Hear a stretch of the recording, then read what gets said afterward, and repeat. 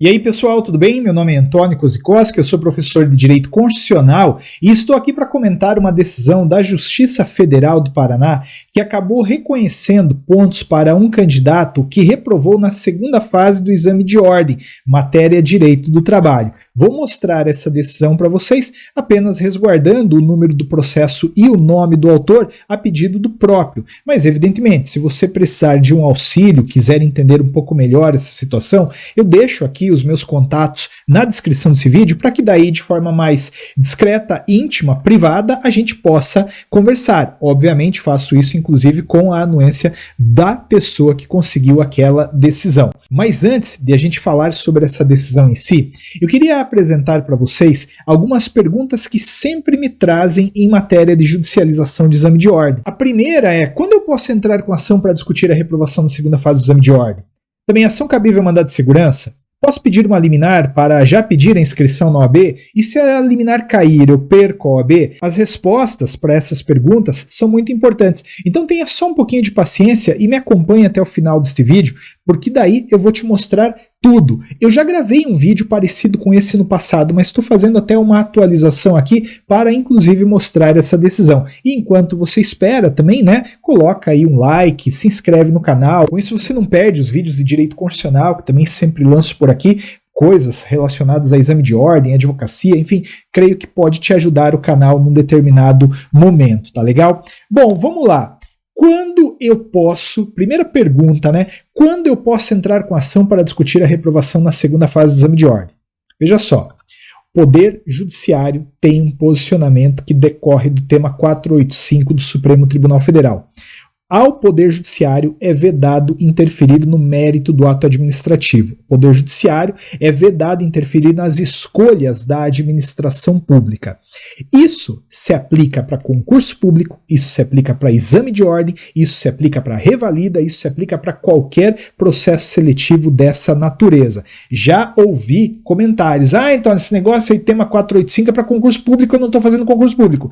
Eu sei que o exame de ordem não é um concurso público, mas o tema aplica-se sim para ele. Mas não pode aplicar. Tá bom, então daí a gente discute outro dia isso com o Supremo Tribunal Federal. Mas hoje a realidade é essa. O tema 485, que veda a interferência no mérito administrativo, aplica-se também para exame de ordem. E o que isso quer dizer? Isso quer dizer que se você trouxe uma resposta, que é uma resposta válida, mas que não está no espelho, o Poder Judiciário não vai te acolher. Você deu lá uma resposta que tem um suporte na doutrina, mas não é a resposta que está lá no espelho? Esqueça, não adianta judicializar. Mas Antônio, eu achei uma jurisprudência que embasa a minha resposta. Esquece, não pode o Poder Judiciário neste contexto interferir. Mas então quando que o Poder Judiciário pode interferir? Ele pode e deve agir para assegurar a legalidade. Isso quer dizer que se o espelho atribuía 5 décimos para quem escreveu artigo 225 do Código Civil, se você escreveu artigo 225 do Código Civil e não te atribuíram os pontos, aí o Poder Judiciário, como eu disse, não só pode, como deve agir para te atribuir aqueles pontos. O cuidado que a gente faz na advocacia é deixar bem claro para o Poder Judiciário que a gente está litigando sabendo da regra, mas que o nosso caso se enquadra na exceção, porque também às vezes é muito cômodo para o Poder Judiciário, alguns juízes acabam realmente passando a coisa para frente, dizendo que o Poder Judiciário não pode interferir no mérito do ato administrativo, e eu concordo totalmente com isso. Não entro com ação e não recomendo que entrem com ação para discutir gabarito. Agora, para fins de assegurar a legalidade, aí o tema 485, ele deixa sim espaço, ele deixa autorizador para isso. Então esquece, se o seu caso colocou aquela tese legal, um monte de gente falou que aquilo lá realmente resolveria a situação do seu cliente num processo real e não foi pontuado, não vai dar. Agora, não atribuição de pontos, aí você pode ter certeza que o Poder Judiciário está aí sim para ajudar. Outra pergunta: a ação cabível é o mandado de segurança? Depende. Você sabe que o mandado de segurança tem um prazo de 120 dias, a contar da ciência do ato coator. Então foi divulgado lá o resultado da segunda fase do exame de ordem e você reprovou, você tem 120 dias a contar daquilo.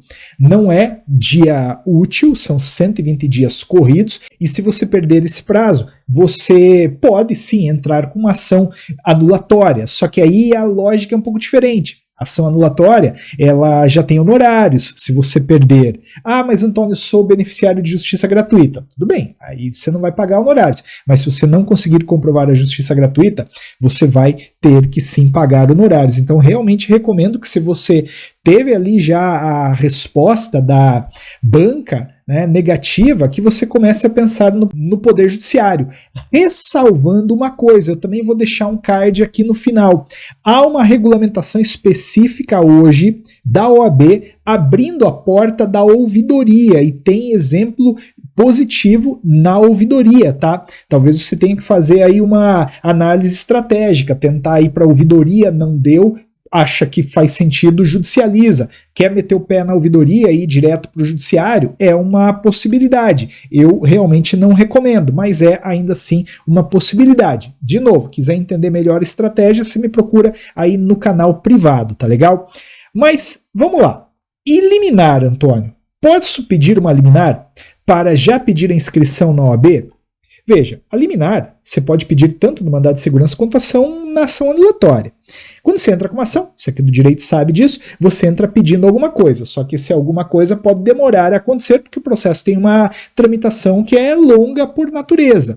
E aí você já pode pedir sim uma liminar para fins de atribuição de pontos, desde que você consiga demonstrar o perigo da demora, que é um tanto quanto fácil demonstrar, né? Você está falando de liberdade de exercício de profissão, você está impedido de exercer uma profissão, e desde que se demonstre o fundamento relevante, consiga correlacionar ali bem para o juiz que você foi injustiçado, injustiçada, que você respondeu exatamente o que estava lá no espelho e ainda assim não te atribuíram pontos. Ah, Antônio, se eu mostrar isso, automaticamente eu ganho a liminar. Não, necessariamente. Por quê? Porque tem alguns juízes, e eu os entendo, que optam por não dar a liminar. Porque eu estou falando de exercício precário de profissão. Até para prosseguir, eu já prefiro desenvolver esta pergunta. Se eu perder a liminar, eu perco a OAB? Perde. O melhor dos mundos, quando você entra com uma ação desta, é ganhar a liminar, já conseguir a inscrição nos quadros da OAB, tem decisão nesse sentido sim no Brasil, e lá no final você consegue a confirmação dessa liminar. Aí é maravilha, né? Você já estava advogando desde a liminar, confirmou agora, trânsito em julgado, ninguém te tira mais a carteira.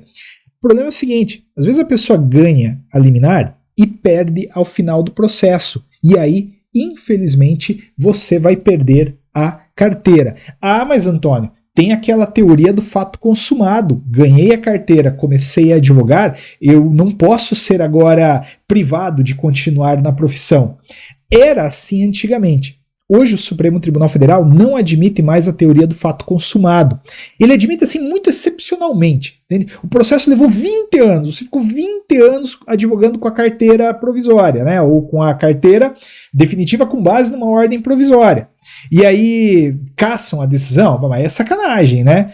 Mas normalmente passou 1 ano, 2 da liminar, se ele, juiz, caçar aquela liminar, já era. Você vai voltar para onde está, vai ter que fazer a prova de novo. Por isso, eu sempre recomendo que se você quer judicializar a segunda fase do exame de ordem, que o faça, mas continue estudando para tentar a aprovação pelas vias ordinárias. Aí você fala, mas então não vale a pena eu entrar com a ação.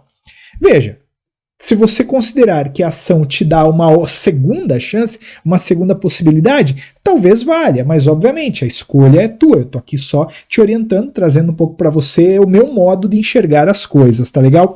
Muito cuidado com isso, muito cuidado com a questão da liminar. Se já te falaram que o Supremo Tribunal Federal admite a teoria do fato consumado, mentira, não admite mais, a não ser naquelas hipóteses muito específicas e particulares, como eu te disse, tá legal?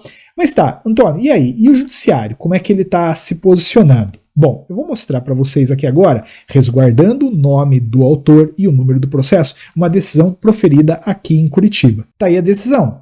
Poder Judiciário, Justiça Federal, Seção Judiciária do Paraná, Primeira Vara Federal de Curitiba, mandado de segurança e o impetrante, como eu disse, eu ia resguardar. Foi impetrado em face de presidente da OAB, presidente do Conselho, a Seção Paraná e por aí vai. E aí, por meio da presente ação, a parte impetrante pretende, inclusive mediante medida liminar, ordem que lhe assegure a pontuação referente aos itens 5, 6 e 7 da peça profissional da segunda fase em Direito do Trabalho do 14º Exame Unificado. Alega que respondeu aos itens conforme previsto no gabarito, mas não lhe foi atribuída nota respectiva. Muito bem, esse era o contexto. Se viu que o candidato estava buscando ali a atribuição de pontos que não foram atribuídos lá naquela correção inicial, inclusive após recurso, nos itens 5, 6 e 7 da peça profissional de uma prova de direito do trabalho. E aí, olha esse parágrafo aqui, ó. No mérito, como exposto na decisão que deferiu parcialmente a medida liminar, foi deferida uma liminar parcial, discute-se nesses autos a possibilidade de o Poder Judiciário realizar o controle jurisdicional sobre o ato administrativo que corrige questões do exame da OAB. Embora o caso não seja propriamente de concurso público, entendo que se aplica ao posicionamento do Supremo fixado no julgamento do recurso extraordinário 632853 em regime de repercussão geral, que é o tema 485, aquilo que eu estava falando agora há pouco. Eu sei que exame de ordem não é concurso público, mas aquele precedente que veda ao Poder Judiciário interferir aplica-se sim ao exame de ordem, como está aqui. Contudo, a juíza que analisou esse caso entendeu que realmente a situação deste candidato estava na exceção do precedente. E a partir daí, após fazer uma avaliação do que o candidato escreveu com o espelho, acabou atribuindo sim pontos para ele, pontos que não foram em todos os itens, mas foram pontos suficientes para fazer a inscrição dele no exame de ordem.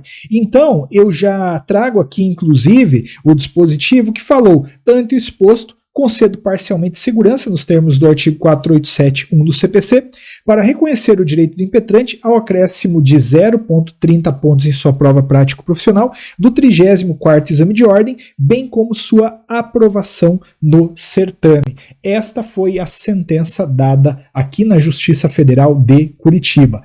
Pergunta, né, que todo mundo também faz. Antônio, estes pontos podem ser estendidos para outros candidatos? Automaticamente não. Eu estou falando aqui de controle difuso de constitucionalidade ou algo próximo disso. Estou falando aqui de exercício de um direito que vai atender apenas ao interesse do candidato. Nada impede que uma pessoa com sonegação de pontos nesses quesitos entre com a ação. O que também não significa que um outro juiz vai ter que decidir igual este. Tem 1 milhão de coisas entre o céu e a terra que a gente tem que considerar. Tem toda uma narrativa, toda uma forma de construir isso para convencer o juiz, a juíza, e ainda que se use a mesma petição, às vezes os juízes divergem acerca do posicionamento. Eis o mistério, né, dos processos. É assim que a coisa funciona. Mas a mensagem que fica é, se houve no seu caso ilegalidade, avalie. Óbvio que há risco na judicialização, isso tem que ficar muito claro, inclusive antes de mostrar a decisão, eu já mostrei para você o risco de você ter uma liminar cassada, não pode desconsiderar isso, mas dependendo do teu momento, esse candidato aqui desse processo falou para mim, então eu não quero mais ficar fazendo exame de ordem, estou num momento diferente, profissional, eu já era uma pessoa com uma outra carreira, não estava mais interessado realmente em ficar ali naquele processo que é cansativo, e para ele fez sentido a judicialização. Se para você não faz, tudo bem, prossegue, vai estudando. Se para você faz sentido a judicialização, judicializa, mas continua estudando para não dar nada errado. Pensando numa estratégia segura para você, vai por mim, é melhor judicializar, mas também continuar estudando, tá legal?